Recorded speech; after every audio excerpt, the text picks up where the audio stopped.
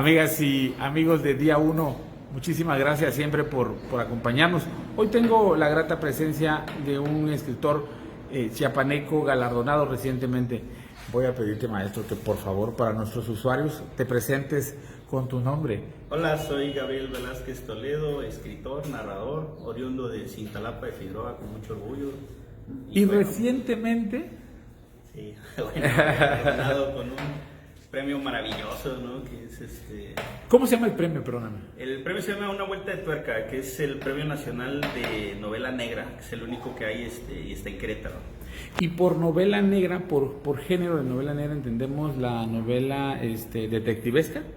Más o menos. Más o menos, no hay necesariamente. una ruptura la novela detectivesca es del siglo XIX, ¿no? Se acordarán de Sherlock Holmes, de todos estos escritores ingleses. Pero en realidad hay una ruptura con estos escritores en Estados Unidos, básicamente, y esa ruptura tiene un nombre que es el género pulp, que es una hoja muy corriente con la que hacían revistas. Y estas revistas empezaron a exponer temas de lo cotidiano y a exhibir la violencia en Estados Unidos, que, bueno, a fin de cuentas está presente en todos lados, ¿no? Y eso popularizó mucho el género. Aquí la diferencia es que no hay un detective como tal, ¿no? Aquí cualquiera puede ser un detective. Okay. Por ejemplo, los personajes de Dashiell Hammett o de Raymond Chandler arreglan las cosas a golpes, ¿no? Y no como Sherlock Holmes, que todo era muy intelectual y vamos a seguir una pista y no nos vamos a confrontar con el malo. Aquí no, aquí matan y se desgrana y se jalan los pelos y hacen todo un show. Entonces, esa es la esencia del género negro que, bueno, ha trascendido y de hecho, lidera buena parte de los campos de ventas literarios hoy, en el pleno siglo XXI, ¿no? Tuvo un bache mucho tiempo, no fue tan reconocido. Los subgéneros en la literatura generalmente no son del todo apreciados, ¿no? Pero a partir de las redes y a partir de fenómenos como el de Netflix y Amazon Prime y todos estos, es muy apreciado el género negro ahora. Entonces, por eso cobra mucha importancia que empiecen a haber premios especializados en género literario, ¿no? Ah, ok. Este premio que te ganas, Una Vuelta de Tuerca, sí. ¿Por qué novela? ¿Por qué propuesta? ¿Por qué trabajo? La novela se llama Morir al Sur. Es una novela que tiene que ver con los antecedentes de los zapatistas en Chiapas y en México en general, porque en realidad el antecedente de los zapatistas es el Frente de Liberación Nacional, y ese se creó en el centro de la República y tenían bases en Monterrey, y era un movimiento muy organizado de muchachos muy chavos, y entonces tienen una tragedia. Ellos, en su sueño del cambio mexicano, se cruzan con un evento muy desafortunado de la Liga 23 de septiembre, que secuestran a un empresario, y entonces empiezan a ser perseguidos, y por azares del destino, es una vil casualidad que descubren uno de las casas de seguridad que tenían, y eso trajo consigo una serie de represiones hasta que llegan a Chiapas, en la base que tenían, ¿no? Y entonces en Chiapas... Ok, pero esto que me narras, porque veo varios aspectos que son de la realidad, ¿sí? ¿Le dan pie a tu obra? ¿O tu obra? Ese es el antecedente. De acuerdo. Y a partir de ahí haces toda una narrativa. Sí, el personaje Ficción. principal está ahí, en ese momento en el que los matan los militares, ¿no? Son reprimidos. Entonces, ya la obra transcurre en 1992, cuando, no sé si te acuerdas, en San Cristóbal hubo una marcha gigante de un movimiento indígena que tiraron la estatua de Diego de Mazariegos. Es correcto, en el 92 fue, ¿no? Sí. Entonces, ahí arranca la historia, ¿no? Cuando descubren el asesinato de un personaje que nadie sabe quién es un total y absoluto desconocido, porque ellos pasaron al clandestinaje, entonces dejaron de tenerse registro de estas personas. Y a partir de ahí empiezo a hilar y a confeccionar una historia en la que tiene que ver el mundo de la delincuencia organizada, el tráfico de drogas, que en ese tiempo en la selva estuvo muy inventado, confiscaron cargamentos gigantescos de drogas, ¿no? De cocaína en la selva, con el movimiento zapatista y obviamente con las condiciones sociales de Chiapas, ¿no? Que era completamente ajeno a todo lo que pasaba en el resto del país. Morir al Sur está situada en los albores del zapatismo del 94. Exactamente, sí. Okay. Y entonces, en buena medida, es una obra muy documentada, ¿no? Eso te iba a decir. Improvisé ni... La novela negra, esta obra que tú tienes está basada en un perfil de realidad, y a partir de ahí la posible ficción y la creación de la historia. Claro, ¿no? Los personajes no existen, están ficcionalizados, pero Aníbal, que es uno de los personajes de la historia, está basada en personajes reales, ¿no? En este caso, en los hermanos Guichard, que estuvieron muy metidos en este movimiento y que fueron salvajemente reprimidos y asesinados. Entonces, en buena medida, la intención de la historia era exhibir que existía todo este trasfondo, ¿no? Un trasfondo sumamente violento, el sueño de transformar a nuestro país, que a fin de cuentas, de alguna manera, es lo que nos ha llevado al momento que estamos viviendo ahorita, ¿no? Claro, un hartazgo social muy fuerte, muy grande. Pues bueno, ellos estuvieron ahí, ellos cimentaron ese hartazgo, ellos nos hicieron abrir los ojos. Entonces, de eso va la novela, ¿no? De estas historias de soñadores que terminan ligándose profundamente en una lucha muy personal, ¿no? Muy elaborada, de transformación de un sueño. Y entonces eso es Morir al Sur, y por eso se llama así, ¿no? Porque todos estos muchachos que vinieron a morir y estaban psicológicamente preparados para eso, ¿no? Y eso a mí se me hace impresionante, porque hoy que el máximo estado de manifestación de nuestras rebeldías es el Facebook, y que nada más damos un like y todo esto, hubo una generación de gente que vino dispuesta a morir y a cambiar la realidad. El sacrificio fue de sangre. Y que le declaró la guerra al Estado mexicano. Claro, por como supuesto, no había y que al sucedido. final de cuentas en el 94 se levantan como un movimiento organizado y grande, muy grande, a diferencia del sueño que ellos tenían, ¿no? En los años 70, 20 años después, hay toda una transformación de esos ideales y por fin se materializan, ¿no? Y del 94 para acá, otros 20 y tantos años. ¿Qué opinión te merecen hoy los zapatistas? Digo, así a ojos vista, ¿no? Bueno, yo respeto mucho el movimiento que ellos tienen. A partir de cierto momento, bueno, mis intereses tienen otras búsquedas, pero es aplaudible todo lo que ellos intentan, ¿no? Ellos están en una idea de autonomía, de transformación, de no dejarse llevar por todos estos movimientos globales, y eso a mí me encanta, porque ¿Está vigente el zapatismo?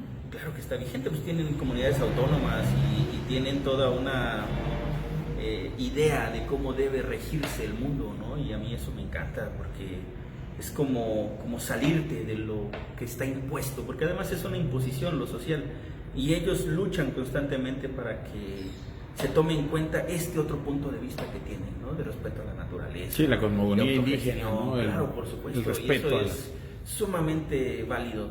Y bueno, hay que ver cómo con la transformación y la modernización y todo, cómo se adaptan los movimientos, ¿no? Porque eso es muy importante. También. El pensamiento político, bueno, hay muchas cosas y algunas cosas con las que quizá no podemos estar de acuerdo y otras con las que nos sumamos con entusiasmo, ¿no? Pero en general el EZLN ha representado una oportunidad para replantearnos la realidad, ¿no? En la que nosotros vivimos.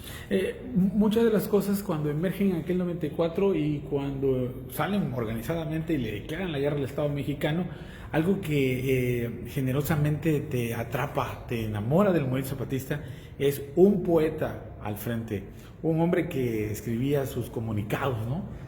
Y hacía poesía. Sí, ¿no? Y hacía utopía. Y me refiero a su comandante Marcos, ¿no? Sí, claro. Que tanta falta le hace al país, o que tanto se resiente de su presencia en el espectro de lo público y de la política nacional, por ejemplo. Bueno, yo no sé qué hubiera pasado si se hubiera enfocado a una cuestión política, que a final de cuentas también el zapatismo representa una cuestión política, ¿no? Porque hay una idea que mueve, que transforma. En definitiva, la creatividad de su comandante le dio frescura al movimiento, ¿no? Romantizó muchas cosas, enamoró a muchas personas y las convenció de las ideas que ellos tenían. Quizá también debió haber un poco más de divergencia, ¿no? Ellos están en la formación de sus cuadros, pero nadie ha alcanzado este nivel de popularidad, por llamarlo de alguna manera, que llegó a tener Marcos. Y definitivamente si ellos lograran tener más personas con estos talantes, seguramente el movimiento se vería de otra manera. Pero bueno, es que esto es algo con lo que se nace, no se aprende a hacer así, lo traes en la sangre. Entonces eso es muy difícil también, ¿no? Conseguir gente que te pueda ayudar y que estén en ese mismo canal, lo veo un poco complejo.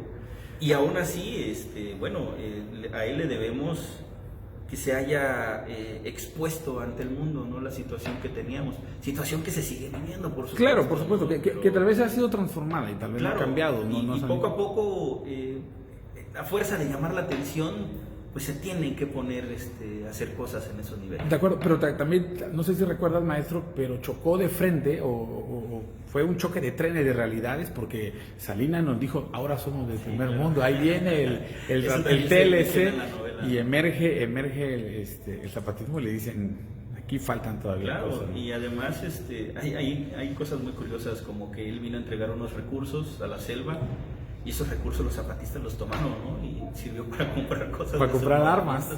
Entonces, sí, fornituras. Vaya contradicción del Estado. Pero es que era un discurso político el de Salinas, ¿no? El tratar de impulsar una imagen nacional que por supuesto que no existía, ¿no? A lo mejor en el norte del país, de alguna manera puede ser que sí, o en estos estados que ahorita están llevando una coalición un poco sui generis, pero en el resto del país la situación no es para nada esa, ¿no? Nosotros venimos de una herencia de cacicazgos que psicológicamente la gente no rompe, seguimos bajo esa tutela, ¿no? La prueba es que te votan en masa por un solo candidato, ¿no? Ese es el candidato del cacique, y esa ruptura es también parte de la idea del zapatismo, ¿no? De ya terminemos con esto, volvámonos autónomos también mentalmente. Sí, intelectualmente. Nosotros decimos en día uno que la política que no habla, y me refiero a los partidos, y me refiero a los personajes, y salvo lo que tú me digas también, si no hablan de la pobreza, entonces no son políticos de esta región, de esta realidad. Nos están dando a tole con el dedo por enésima vez, y no están atendiendo lo sustancial y lo vital que es resolver desigualdades, por ejemplo, ¿no? Claro. Desigualdades profundas. Sí. Es que ese es el punto, ¿no? Y yo estoy muy de acuerdo con el presidente de la República en eso. Mientras no haya una redistribución de la riqueza, no podemos estar hablando de un país que prospera. Si nosotros nos salimos, ya no necesitamos ir a comunidades, vamos a los márgenes de Tuxtla y vemos la miseria que hay en Tuxtla. El cinturón de miseria que dices, no es cierto, ¿no? Acá hay un discurso que funciona en las redes sociales, pero que en la realidad, obvia decir que no hay un impacto, ¿no? Y hasta que está disociado de eso. Claro, y hasta que no se logre un impacto en esas, pues no podemos estar hablando de una verdadera transformación. Maestro, ¿qué opinión te merece la 4T desde este proceso político que le costó al presidente 18 años conquistarlo, que está en proceso, que vamos a la mitad ya, pero que se topa también con adversarios, con esas resistencias, ¿no? Con esos coletazos del dinosaurio que todavía no muere? ¿Qué opinión política tiene un intelectual de las 4? Independientemente de la admiración, el aprecio por el presidente, ¿no? Sí, independientemente de eso, es un país con grandes contradicciones, ¿no? Nosotros por un lado tenemos mucha riqueza y por el otro tenemos unos cuantos ricos que controlan todo. Obviamente esos cuantos ricos no van a permitir que las cosas cambien porque ellos están acostumbrados, ¿no? Sí. Es su realidad, así lo ven, así crecieron, sí. ¿No? Creen que tienen los privilegios, que ellos son los que tienen derecho al privilegio. Entonces, en razón de eso, cualquier intento de cambio es aplaudible, ¿no? Y al contrario, hay que apoyar ese intento de cambio, independientemente de nuestras convicciones políticas. Yo creo que si no atravesamos por una transformación profunda, las cosas no van a cambiar. Si nosotros, por ejemplo, en el mundo del arte, si no se exige, si no se buscan oportunidades, las cosas no van a cambiar. Aquí un escritor en Chiapas vaya, ¿cuántos conoces que hayan publicado en editoriales a nivel nacional? Prácticamente ninguno. ¿Por qué? Porque no existen las condiciones. Porque no hay un programa integral que busque la transformación intelectual. Lleva muchos años, por supuesto, pero entonces, si nosotros tuviéramos programas educativos, culturales, que fueran formando públicos, la gente por ejemplo, del centro del país también voltearían a ver a Chiapas, ¿no? Porque dirían, bueno, aquí también hay.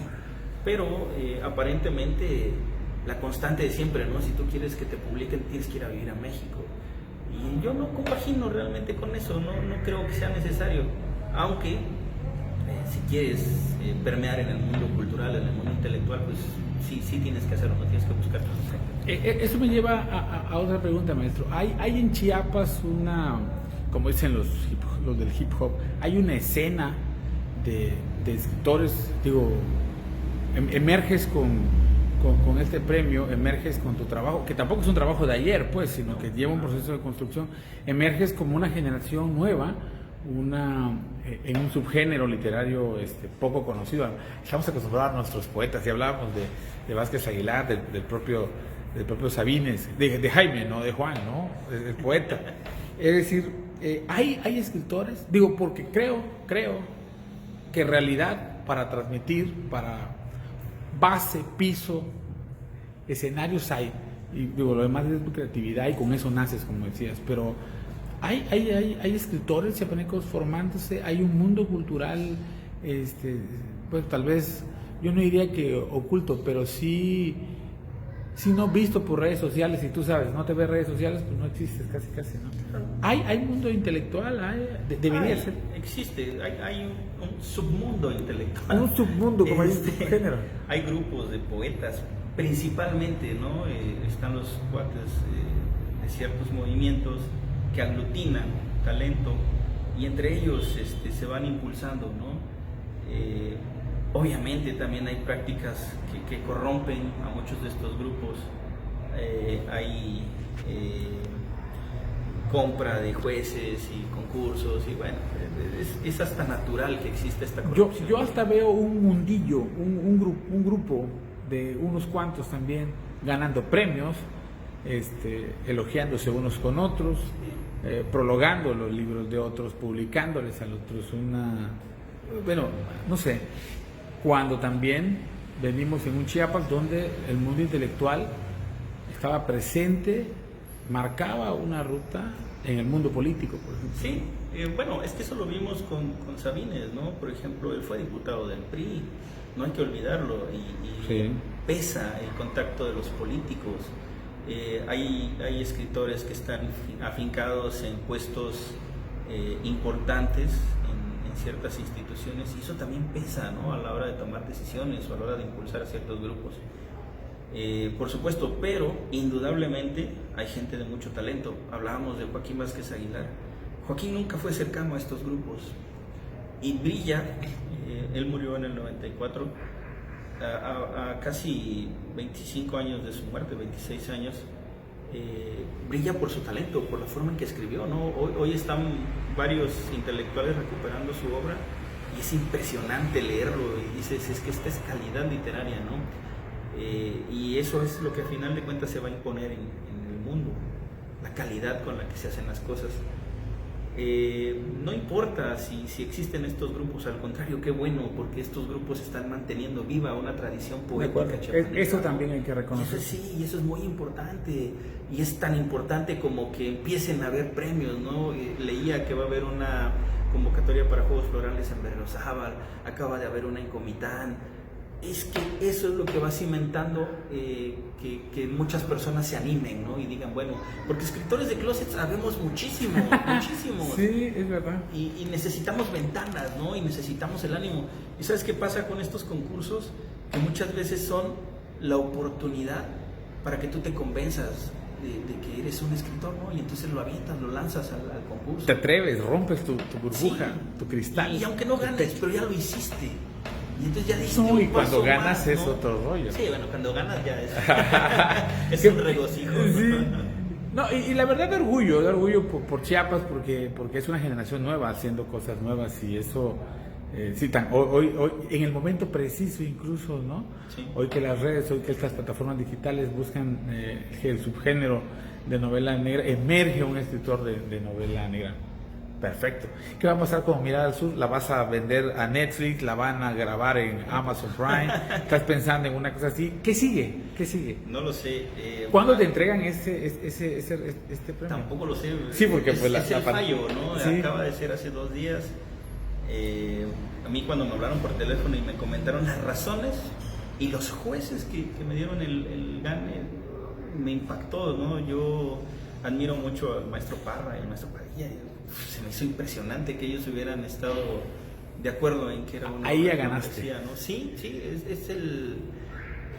vaya, no hay mejor reconocimiento que te digan está bien hecho, ¿no? Y a partir de eso, no sé qué va a suceder, te voy a ser muy honesto. Yo no conozco editoriales, nunca había soñado con publicar en una editorial fuera de acá, no lo veía como algo plausible. No me cierro, pero tampoco lo había contemplado nunca, ¿no? Yo soy un escritor que escribe porque le gusta, porque siente gusto y placer de estar haciéndolo. Y ahora, no lo sé, vamos a ver qué depara el destino para la obra, ¿no? Ojalá que sea algo muy bueno. Sí, yo supongo que sigue una buena editorial, una buena edición y unas 15 reediciones para... No, pues sería fantástico. ¿Cómo te encuentran en redes sociales? Gabriel Velázquez Toledo. Gabriel Velázquez Toledo, así. ¿Nada más tienes Facebook? Nada más tengo Facebook. ¿No tienes Tengo Twitter? pero entro muy poco, ¿no? ¿Publicas ahí en Facebook algunas cosas? Estuve publicando reseñas de libros que me gustaron mucho leer hace unos años. Por las actividades laborales me lo estaban permitiendo, ¿no? Pero ahora que ya hemos retomado el ritmo, sí, ya se difícilmente... complica. Sí, tampoco soy muy de redes sociales, me dan un poquito de flojera, pero Sí. bueno, un rato un buen meme nadie se lo niega. A todos se acostumbra uno, menos a no comer. Maestro, independientemente de lo que pase de la obra y que lo publique, para que todos te leamos, ¿qué otras cosas has escrito? ¿Cómo ha sido tu formación? Creo que esa era mi primera pregunta. ¿Cuáles son tus influencias? ¿Cómo llegas al subgénero negro? De la poesía, ¿quiénes, no? Digo, leemos novelas muchos por evadirnos también de la realidad, por separarnos de las redes sociales. Pero si te das cuenta, y creo que sí te has dado cuenta, los chavos que vienen están pegados al teléfono. Pues, ¿un libro? Sí, un libro. Sí, mira, bueno, yo empecé porque desde muy chavo fui un lector nato, ¿no? A mí me encanta la literatura, las novelas, ese ha sido mi universo. Yo estuve a punto de estudiar medicina porque mi familia me convenció de que yo no iba a ganar dinero estudiando letras. Pero duré 1 mes y medio. No entendía ni era mi vocación ni me importaba medicina. Entonces dejé la carrera y al siguiente semestre me fui a matricular a la carrera de letras de aquí de la universidad. Y era un paraíso, ¿no? O sea, libros por donde quiera, la letras. gente en el piso leyendo y era maravilloso la Facultad de Humanidades en aquel tiempo. Entonces, yo entré a la carrera convencido de que quería ser escritor. Nunca dudé que yo quería ser escritor. Y entré con muchas carencias. Yo escribía muy mal, con muchas faltas de ortografía, a pesar de que me gustaba mucho leer. Y un día vi al Rayo McCoy en Comitán, en una conferencia, y él dijo, ¿no? Yo leo 8 horas diarias, escribo 8 horas diarias y duermo 8 horas. Es una exageración, obviamente. Sí, claro. Pero se me quedó grabado y dije, sí es cierto, ¿no? Si o sea, que hay que disciplinarse. Sí, si quieres ser escritor le tienes que meter bien, completo, de cuerpo y alma. Y traté de emular lo que dijo el Rayo, ¿no? Y me metí a estudiar y tenía yo que entender cómo era escribir bien, y tenía yo que leer y entender bien las estructuras. Y para mi gran fortuna me encontré a un maestro que es el doctor José Martínez Torres. Yo le debo todo en mi formación literaria al doctor José Martínez. Y a partir de ese encuentro con él y de la sensibilidad de darnos talleres y de empezarnos a enseñar cómo funcionan las estructuras narrativas, es que me animé y saqué una primer beca y luego vino otra y luego vino otra y ahora bueno, pues viene este premio, ¿no? Muchas felicidades. Que ha sido de estudiar y leer los últimos 20 años de mi vida, ¿no?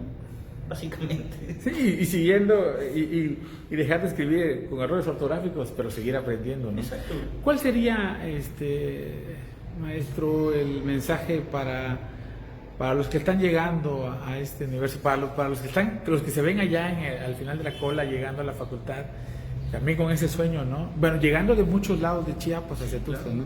¿Cuál es el mensaje? Porque hay que decirles, necesitas disciplina, necesitas autodisciplinarte, ponerte a chambear. Esto es un trabajo intelectual que necesita rigor y necesita tu propia formación. Porque piensan que el mundo intelectual es un mundo de fumar cigarrillo, de beber y de pasarse en la bohemia. Escribir las pendejas que se te vengan a la cabeza. La neta. Eso no funciona así. ¿Cuál es el mensaje para las nuevas generaciones? Si quieres escribir, escribe. Pero escribe bien. Mentalízate de que hay una estructura universal. Por eso hay reconocimientos del premio Nobel, ¿no? El premio Nobel no se lo dan a alguien por escribir unas marihuanadas. Para nada. El premio Nobel es un premio que está afincado en las bases del esfuerzo intelectual, de la transformación, de crear verdaderas imágenes, ¿no? Uno lee a la poeta que acaba de ser laureada y dices, no, pues por supuesto, hay un impacto, hay una influencia, hay una transformación cada vez que lees uno de sus textos. Bueno, pues para llegar a esa transformación o para provocar esa transformación, tienes que ser un experto en el lenguaje. Y si no lo eres, difícilmente, ¿no? Por más premios que te estén dando, difícilmente vas a trascender. Entonces, esa es la verdadera naturaleza de la literatura, ¿no? El intento de trascendencia.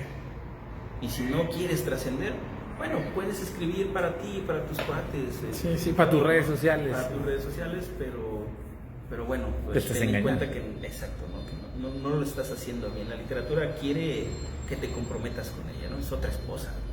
Es otra cosa. Y demanda mucho de tu tiempo, ¿no? Sí, por supuesto. Excelente. Maestro, pues muchísimas gracias, muchas felicidades gracias de parte de Día 1, te damos unas felicitaciones muy sinceras. Gracias por esto. Espero que nos encontremos allá adelantito, cuando ya nos presentes la edición de lujo de Morir al Sur. Si nos permite, también te vamos a acompañar a recibir ese premio. Cuando lo permite la pandemia también. Sí, cuando eso me comentaron, ¿no? Cuando ya... Supongo que viene con una dotación de cigarrillos y whisky. No sé si trae dinero el premio, pero... Viene con todo. Viene con todo. Muchas felicidades, maestro. Yo te pediría que nos dieras un saludo y que te presentaras. Esta es tu presentación con Día 1, que en Día 1 hacemos entrevistas, hacemos política, hacemos nota roja, hacemos de todo, pero no habíamos hecho este acercamiento con el nuevo mundo intelectual. Pues muchas gracias. Y gracias a los amigos de Uno, pues ojalá que puedan replicar esta entrevista, ¿no? Les agradezco mucho la oportunidad, es la primera que estamos haciendo y bueno, vamos a ver qué nos depara el futuro, Morir al Sur. Morir al Sur. Muchas gracias, maestro. Gracias. Hasta pronto.